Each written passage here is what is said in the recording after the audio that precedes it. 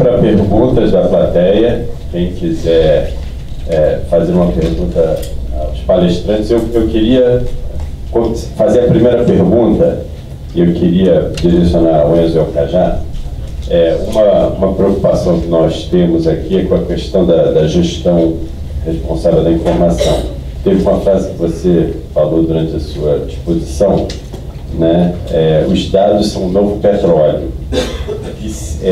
Eu concordo inteiramente, né? A questão da informação, ela tem um papel estratégico, né? E se tratando de informação pública, o petróleo público, né? Em que medida isso tem sido alvo de preocupação de vocês na LAEP?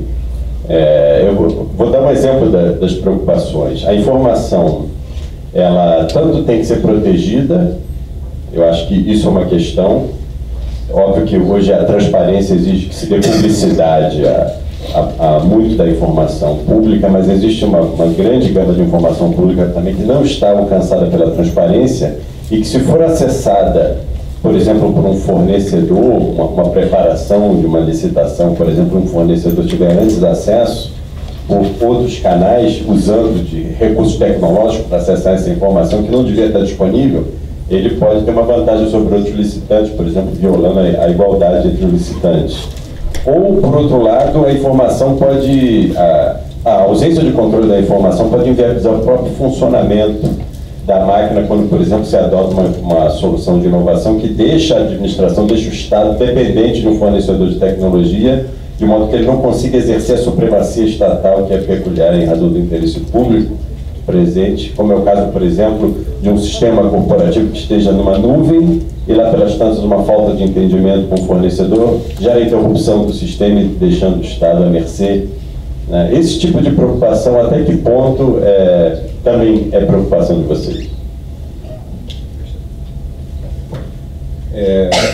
Bom, em relação a dados, né, realmente acho que isso foi até uma fala parafraseando o Harari, que é um dos grandes, né, pensadores do nosso século, né, que a gente estava numa palestra dele, ele estava falando sobre aquele livro dele, né, 21 lições do século XXI, enfim, e ele vai colocando essa questão dos dados, né, como que isso, inclusive, é uma nova forma de distribuição de riquezas, né, por isso que os dados são o novo petróleo. No escopo de atuação do LAEP, né, quando a gente fala em termos de segurança de dados, segurança de informação, a Casa Civil, né, ela tem uma subsecretaria de tecnologia e informação e tem também o PRODERJ, né, dentro da estrutura do Poder Executivo do Estado, que trabalha com toda essa estrutura de processamento de dados.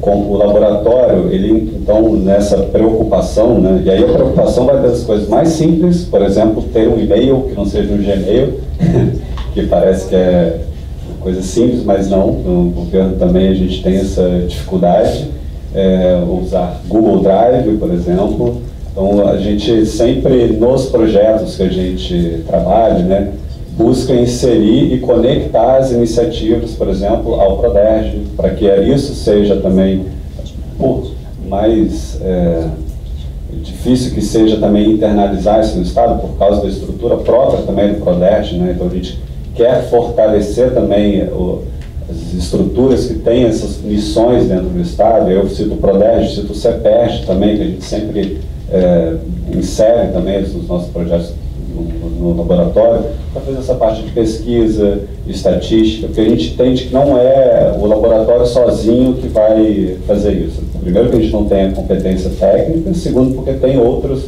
parceiros que têm essa missão dentro do Estado, né? Então, como que a gente trabalha buscando essa conexão dos projetos com esses unidades, né, que têm essa missão. O PRODERJ, a Subsecretaria de TI, ela está fazendo também uma atuação pensando na proteção de dados, né? A gente sabe que existe, né, uma legislação já federal nesse sentido, mas precisa ser aprimorada, como foi falado também, não deixa muito claro, né, como que isso vai acontecer, mas já existe também intenções de capacitação nesse sentido para as pessoas que trabalham também com TI dentro da estrutura administrativa do Estado.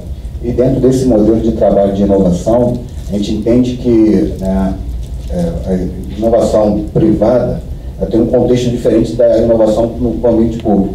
Então, dentro do nosso método, a gente criou uma fase inicial que é de alinhamento político e expectativas. E dentro desse contexto, tem toda essa visão do que vai ser feito, o que necessita, quais dados podem gerar, para desde o início a gente pensar como proteger eles.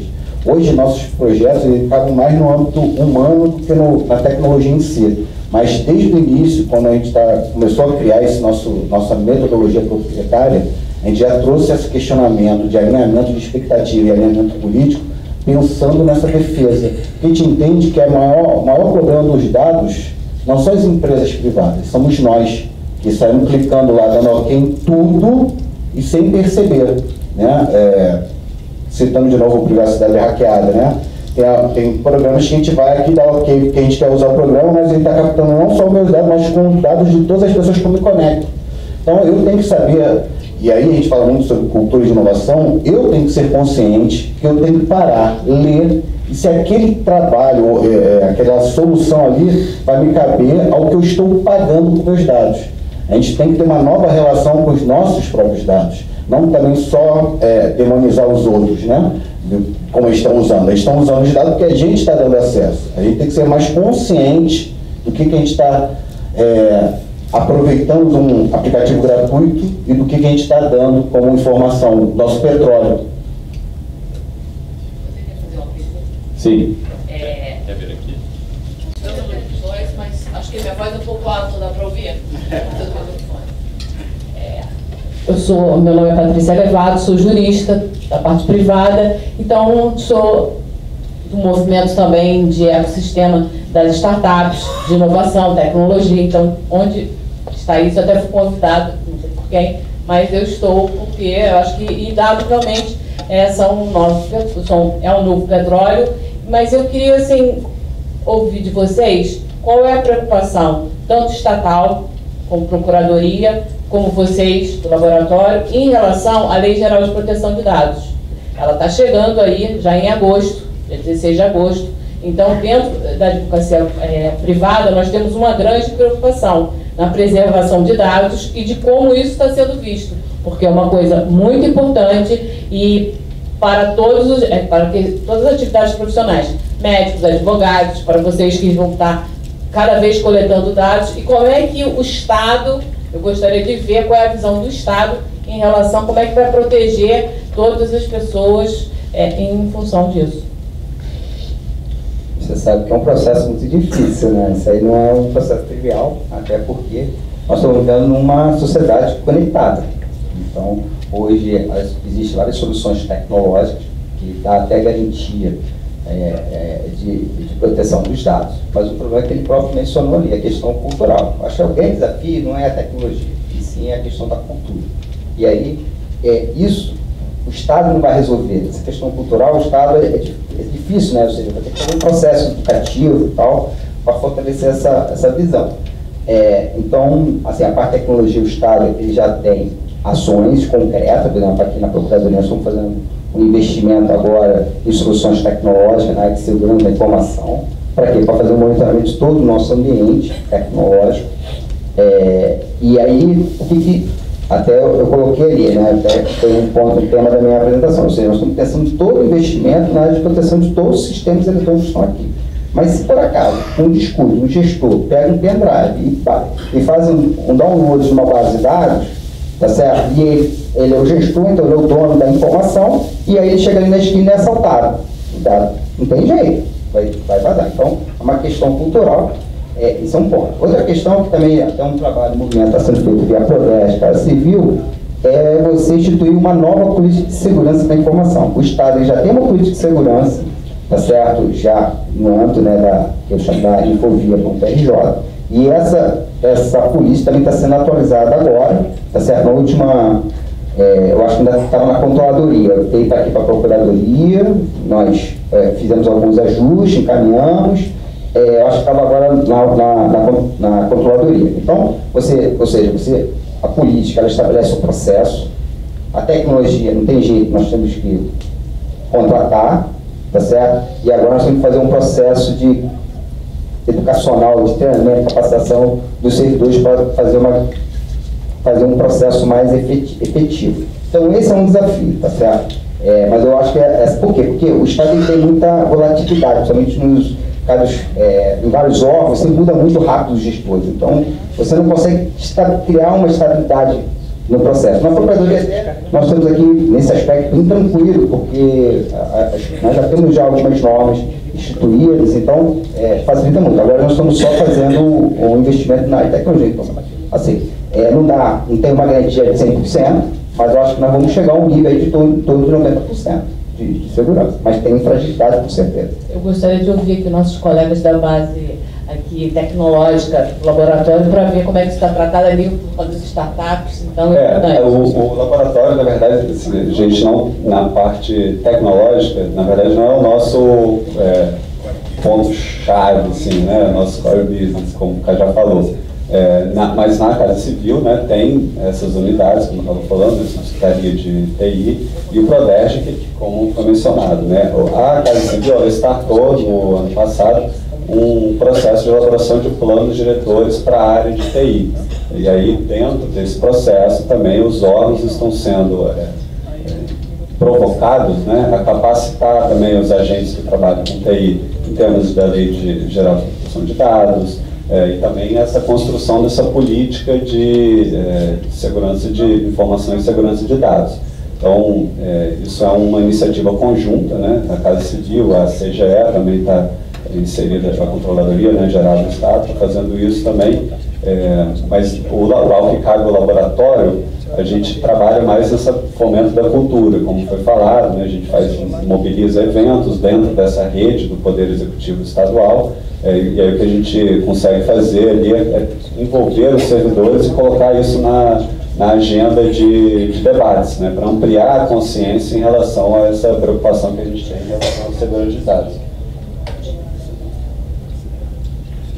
A gente está construindo também um plano de inovação na área de educação, não está necessariamente atrelado, né, a dados na área educacional, né, mas ela está embasada em evidências, como é o caso do IDEB, né, porque para você pensar também a melhoria da qualidade do ensino, a gente está partindo também de indicadores que já existem. A educação ela tem uma base de dados muito consistente, né, em termos de notas, de você conseguir identificar quais são as regiões, as escolas que têm melhores ou piores desempenho, e isso é aproveitado também para você conseguir orientar o seu planejamento em relação a novas práticas docentes, a novas tecnologias que podem ser aproveitadas. O laboratório está muito mais focado, né, em acelerar esses projetos que fomentam o desenvolvimento sustentável dentro do Estado. E a educação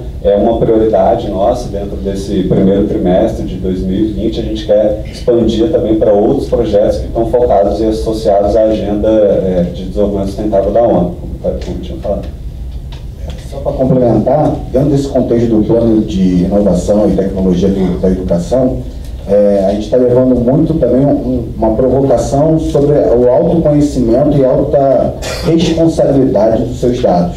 Então, dentro desse contexto que a gente está iniciando, a gente teve um evento sexta-feira, né, sobre pesquisa 10, a gente vai ter imersões em página, a gente vai ter um processo realmente usando o design e a gestão pública para ser efetivo, e também já provocando aos criadores, aos desenvolvedores, essa consciência sobre os seus dados. E sobre os alunos e os professores também, para eles serem conscientes de que dados eles estão dando, em que momento eles estão dando. Então a gente acredita que essa mudança de cultura, que é um dos pilares importantíssimos para o LAEP, vai ser necessário para criar um novo tipo de ser humano que seja mais autoconsciente de todos os atos. Bom dia, boa tarde, boa noite. Estou dando clique aqui, para que é esse clique, para onde está indo. Então a gente sabe que é um trabalho enorme, mas a gente ama desafio. Vem o desafio, é mole para nós. Mais alguma pergunta por parte da plateia? Por favor, microfone aqui.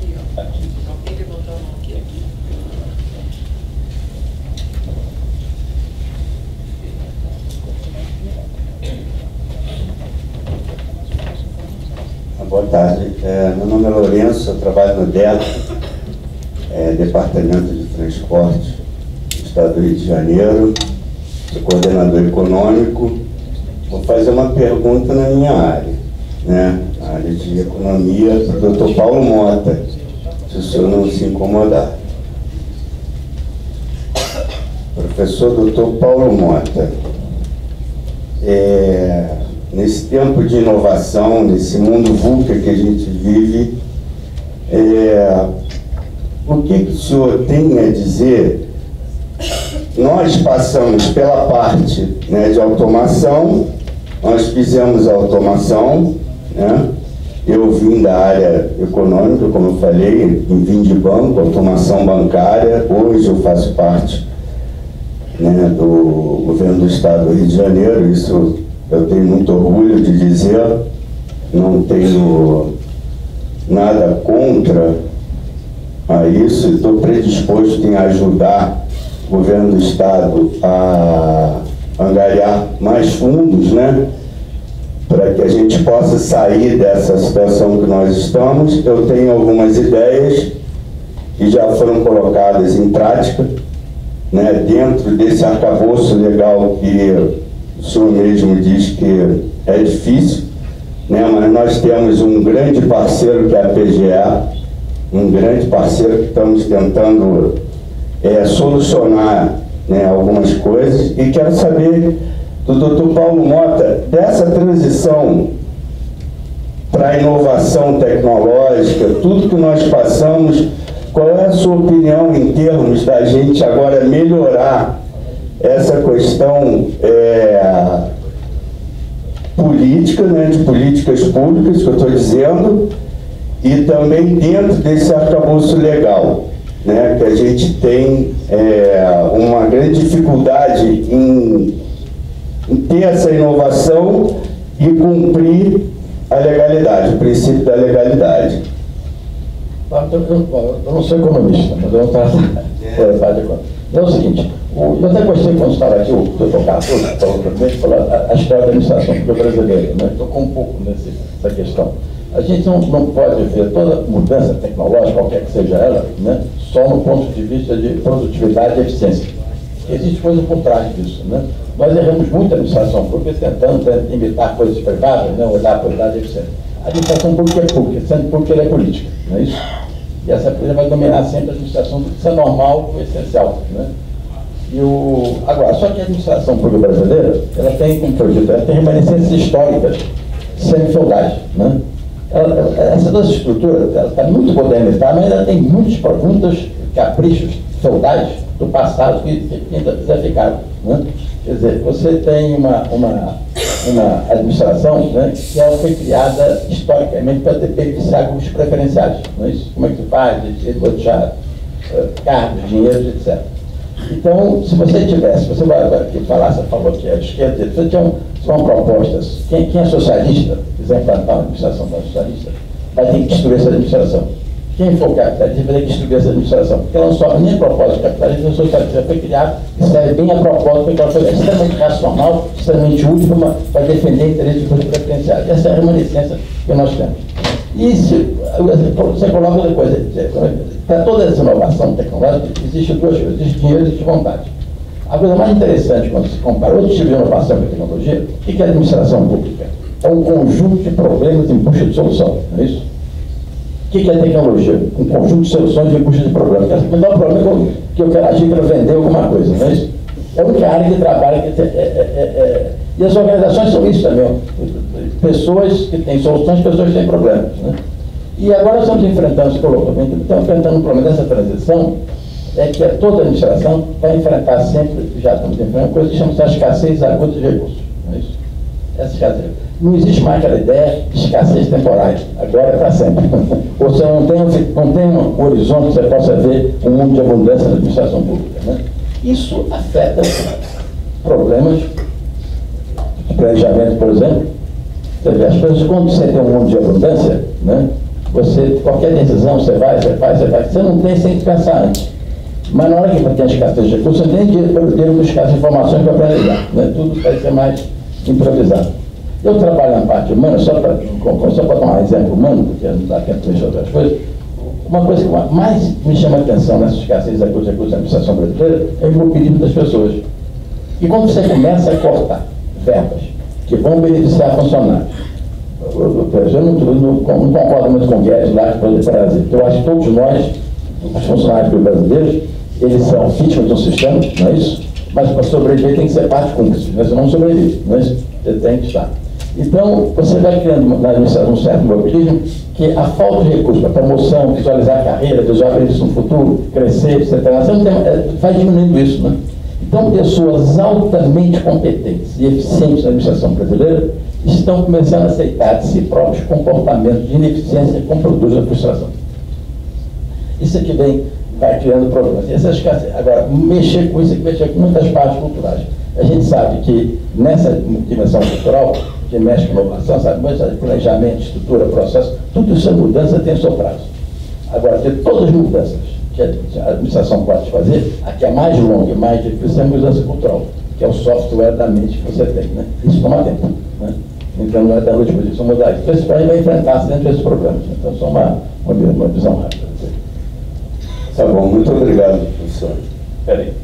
Eu queria só complementar rapidamente, né, que a gente também trabalha sempre com essa questão de problemas complexos, né, e a gente sempre diz, né, que para todo problema complexo tem uma solução simples, rápida e completamente errada, porque nunca vai ter um caminho fácil, né, senão já estava pronto.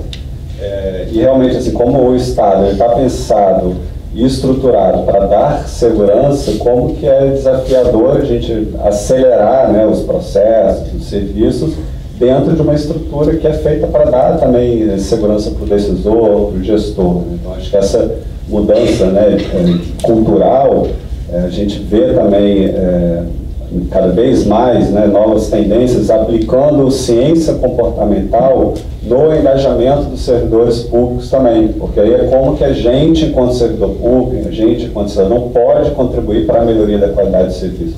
Já foram citados, né, alguns prêmios nobres aqui, um deles também trabalha com essa questão né, do nudge, né, que você dá um incentivo para a tomada da melhor decisão, porque a criatividade, né, como a gente falou muito aqui, ela tem como fonte inspiracional não só a questão racional, né, a questão também do coração, a questão empática, e aí como que a gente pode internalizar isso no nosso dia a dia, né? São pequenas mudanças que às vezes causam grandes impactos. Acho que o exemplo mais clássico do nudge aí é um exemplo de uma mosquinha que foi colada num adesivo, um adesivo de mosca, desculpa, que foi colado dentro de um mictório masculino para diminuir os respingos. E isso impactou, diminuiu em 80% dos respingos que a galera mirava ali no adesivo da mosca.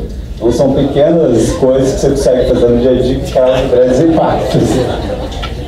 Porque isso tem economia no material de limpeza, tem economia na percepção de valor do faxineiro, tem vários ganhos que não é apenas mirar na mosca quando ele está mijando. Tem ganhos pessoais, tem ganhos correlacionais, ganhos sociais. Exatamente. Bom, indago se haveria mais alguma pergunta da plateia. Também, em razão do adiantado da hora, acho que também não daria tempo de uma resposta satisfatória. Eu gostaria então de encerrar aqui essa primeira metade do nosso evento, agradecendo a presença dos palestrantes, agradecendo a presença do público e convidando a todos para estar aqui novamente às 14h, né, da tarde para o segundo painel sobre inovação. Muito obrigado.